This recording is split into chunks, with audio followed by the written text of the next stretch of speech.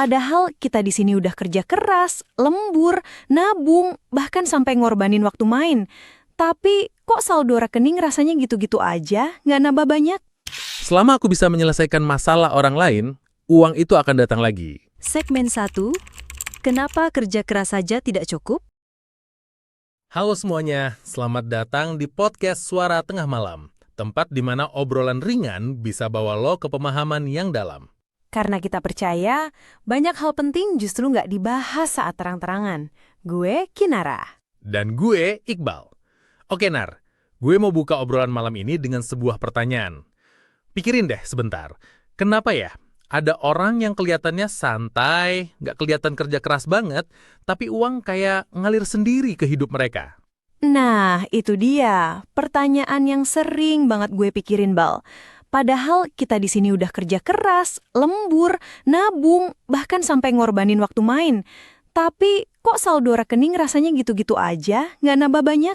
Aku juga pernah ngelewatin fase itu. Dulu kupikir masalahnya karena kerjaku kurang atau lagi sial. Atau karena nggak lahir dari keluarga kaya. Tapi ternyata masalah sebenarnya bukan di situ. Terus, di mana dong? Masalahnya bukan soal apa yang kita lakukan, tapi gimana cara kita mikirin uang. Dan ini nggak diajarin di sekolah. Tunggu. Tapi kan dari kecil kita selalu diajarin kalau mau sukses, ya harus kerja keras, menabung, dan hemat.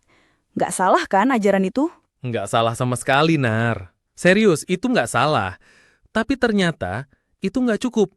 Karena kalau cuma kerja keras aja cukup, semua pekerja pabrik di negara ini pasti udah kaya raya. Kalau cuma hemat aja cukup, orang yang hidupnya super minimalis pasti udah bebas finansial. Kenyataannya nggak sesederhana itu. Bener juga sih. Terus, apa yang kurang?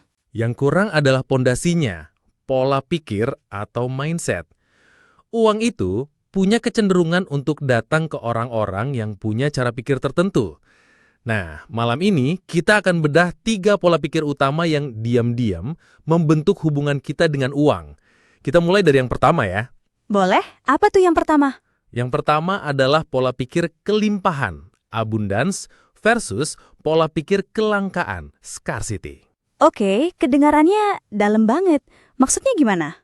Orang dengan pola pikir kelangkaan itu hidup dalam ketakutan.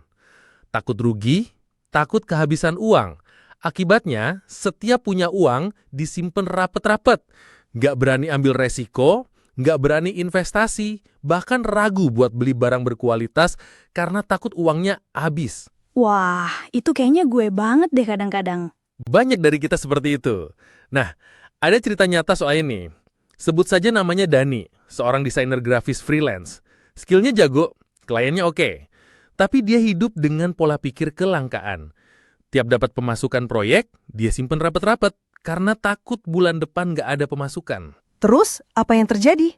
Dia jadi takut ambil proyek yang lebih besar karena takut resikonya.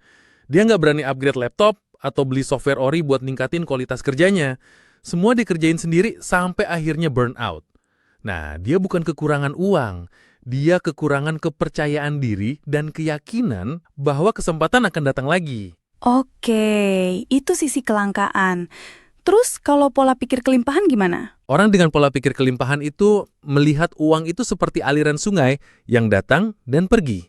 Mereka percaya, selama mereka masih punya kemampuan dan bisa ngeberi nilai buat orang lain, uang bakal terus ngalir. Ada seorang pebisnis sukses yang pernah bilang, selama aku bisa menyelesaikan masalah orang lain, uang itu akan datang lagi. Wow, jadi fokusnya bukan ke gimana cara nyimpen uang, tapi ke gimana cara menciptakan nilai biar uang datang. Tepat. Mindset inilah yang bikin orang berani ambil resiko yang terukur, belajar skill baru, dan gak gampang nyerah kalau gagal. Karena mereka percaya rezeki itu luas. Oke, jadi yang pertama itu soal percaya kalau rezeki itu luas dan fokus ke pengembangan diri biar bisa terus ngasih nilai. Terus, mindset kedua apa, Bal? Kayaknya ini nyambung banget sama kebiasaan gue yang suka jajan. Segmen 2. Uang untuk dihabiskan atau dikembangkan. Oke, di segmen pertama tadi kita sudah bahas soal pentingnya punya pola pikir kelimpahan biar nggak terus-terusan hidup dalam ketakutan. Tadi lo bilang ini nyambung banget sama kebiasaan jajan ya, Nar? Iya, Bal. Karena kadang pas dapet uang, pikiran pertama itu bukan gimana cara ngembangin, tapi enak dipakai buat apa ya? Nah, itu membawa kita langsung ke pola pikir kedua, yang jadi salah satu alasan terbesar kenapa banyak orang terjebak di siklus keuangan yang gitu-gitu aja. Pola pikir investor versus pola pikir konsumen. Oke, apa beda fundamentalnya? Bedanya ada di pertanyaan yang mereka ajukan ke diri sendiri setiap kali dapat uang. Orang dengan pola pikir konsumen akan bertanya, harus aku pakai buat apa nih uang? Pikiran mereka langsung tertuju pada pengeluaran. Beli gadget baru, nongkrong, healing, gitu ya? Betul. Sebaliknya, orang dengan pola pikir investor akan bertanya, gimana caranya agar uang ini bisa bekerja buat aku? Beda banget kan fokusnya? Mereka mikirin gimana cara ningkatin nilai uangnya supaya uang itu bisa menciptakan peluang baru. Kasih contoh yang lebih jelas dong, Bel. Oke, bayangin ada dua orang, masing-masing dikasih uang 10 juta. Orang pertama, si konsumen, langsung pakai uang itu buat beli gadget terbaru karena mikir itu bakal bikin dia seneng dan tampil keren. Orang kedua, si investor, pakai 10 juta itu buat ikut workshop bisnis, belajar skill baru, atau mulai usaha kecil-kecilan. Terus, apa yang terjadi beberapa bulan kemudian? Harga gadget si konsumen sudah pasti turun dan dia nggak dapat apa-apa lagi selain kesenangan sesaat.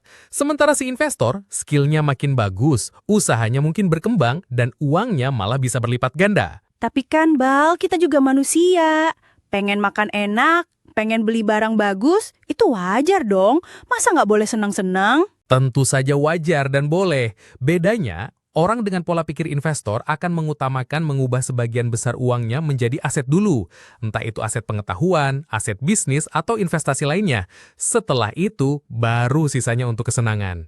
Tapi kan, Bal, investasi kedengerannya butuh modal gede, Bal. Gimana cara mulainya kalau uang kita pas-pasan? Nggak harus langsung besar, kita bisa mulai dari hal kecil. Contohnya, sisihkan sebagian kecil dari pemasukan bulanan.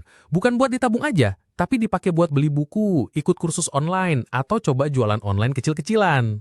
Oh, jadi investasi ke diri sendiri itu juga termasuk ya? Tepat, jumlahnya mungkin nggak banyak di awal, tapi dampaknya ke pola pikir kita itu besar banget. Kita jadi terbiasa mikir kalau uang itu bukan cuma buat dibelanjain, tapi alat untuk menciptakan peluang. Oke, jadi mindset pertama soal kelimpahan, kedua soal jadi investor. Tapi Bal, gimana kalau kita udah punya mindset investor? Tapi kita ngerasa skill kita gitu-gitu aja, ngerasa udah cukup tahu dan akhirnya malah nggak berkembang. Nah, itu pertanyaan yang akan membawa kita ke pola pikir ketiga yang paling dalam dan jadi kunci konsistensi, pola pikir berkembang. Kenapa ini penting? Akan kita bahas setelah ini. Segmen 3, belajar terus atau mati ketinggalan. Oke, di segmen sebelumnya kita udah membedah pentingnya punya pola pikir kelimpahan dan pola pikir investor. Betul, jadi kita harus percaya rezeki itu luas dan melihat uang sebagai alat untuk dikembangkan, bukan cuma dihabiskan. Tapi Bal, gimana kalau kita udah punya mindset investor, tapi kita ngerasa skill kita gitu-gitu aja, ngerasa udah cukup tahu dan akhirnya malah nggak berkembang? Nah, itu pertanyaan yang akan membawa kita ke pola pikir ketiga yang paling dalam dan jadi kunci konsistensi pola pikir berkembang, growth mindset. Ini adalah pola pikir yang akan membuat kamu nggak akan pernah merasa stuck. Kenapa begitu? Karena banyak orang merasa mereka sudah cukup tahu atau cukup pintar, sehingga mereka jadi malas belajar dan berhenti berkembang. Padahal dunia ini terus berubah, bisnis berubah, teknologi berubah, dan cara orang menghasilkan uang juga ikut berubah. Kalau kita nggak mau belajar, kita pasti bakal ketinggalan. Ini relate banget sama kejadian pandemi kemarin ya. Banyak yang tiba-tiba kena PHK dan nggak siap karena merasa kemampuan mereka di kantor itu udah cukup.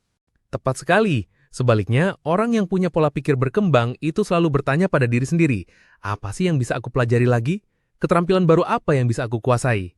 Orang seperti ini nggak gampang menyerah. Kalau satu pintu bisnis gagal, mereka akan buka pintu lain. Karena mereka menganggap kegagalan itu bagian dari proses belajar. Jadi kegagalan itu bukan akhir dunia, tapi cuma data buat dipelajari. Persis, ada cerita menarik soal ini. Namanya Tio, seorang mekanik. Kelihatannya biasa saja, tapi yang luar biasa dari Tio adalah rasa penasarannya yang besar. Setiap malam dia nonton video tentang mesin, belajar teknologi otomotif terbaru, bahkan pelan-pelan belajar coding.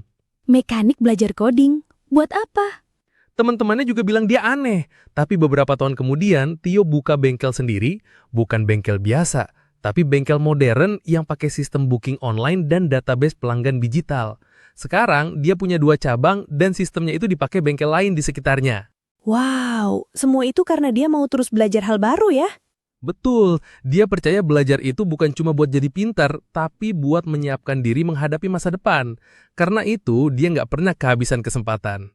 Intinya, uang itu suka sama orang yang siap belajar dan mau berkembang.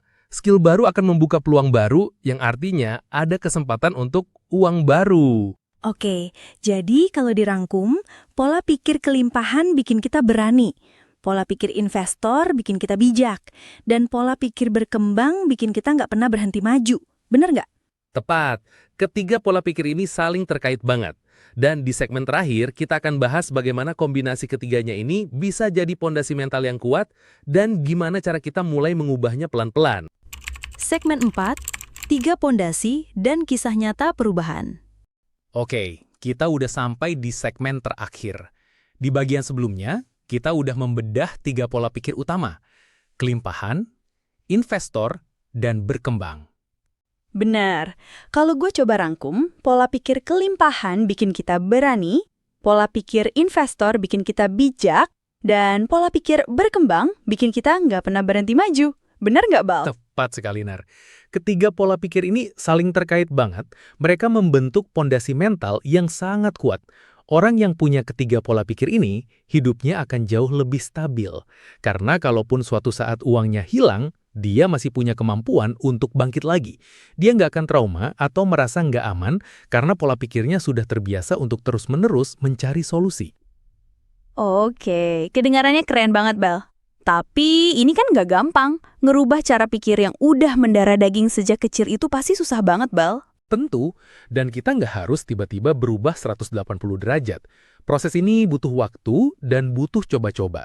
Yang penting adalah kita mulai pelan-pelan, satu persatu, dan percaya kalau hasilnya bakal terasa. Biar makin kebayang, gue mau cerita lagi beberapa kisah nyata yang menunjukkan bagaimana perubahan ini bekerja. Boleh, cerita apa lagi nih? Ada cerita Mira, seorang pekerja kantor dengan gaji yang lumayan, tapi dia selalu bilang, aku nggak pernah bisa nabung, gajiku selalu habis terus.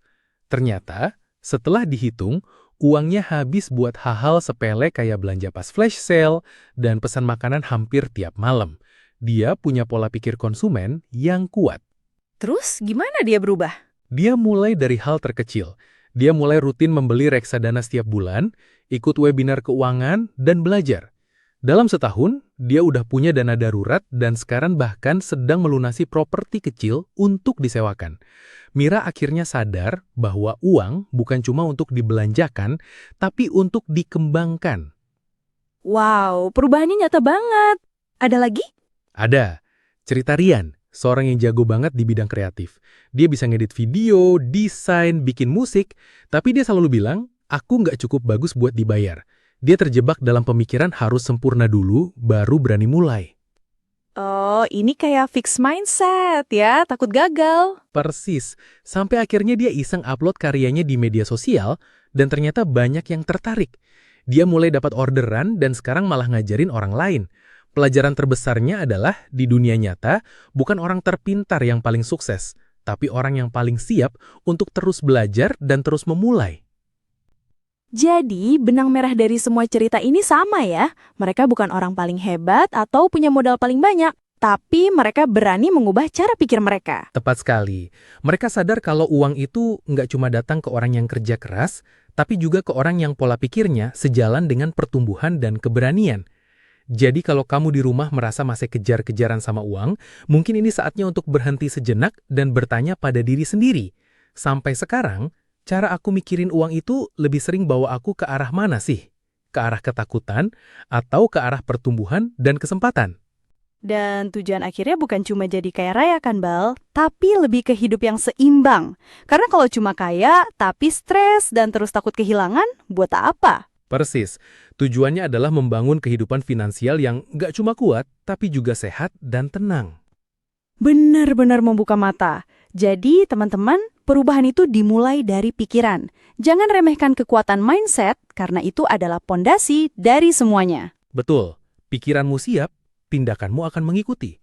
Dan kalau tindakanmu benar, hasilnya juga akan benar. Oke, kalau kalian punya pendapat, langsung aja diskusi di kolom komentar. Gue Iqbal. Dan gue, Kinara, pamit undur diri dari Suara Tengah Malam. Terima kasih sudah mendengarkan, sampai jumpa di episode selanjutnya. Tetaplah bersuara walau di tengah malam.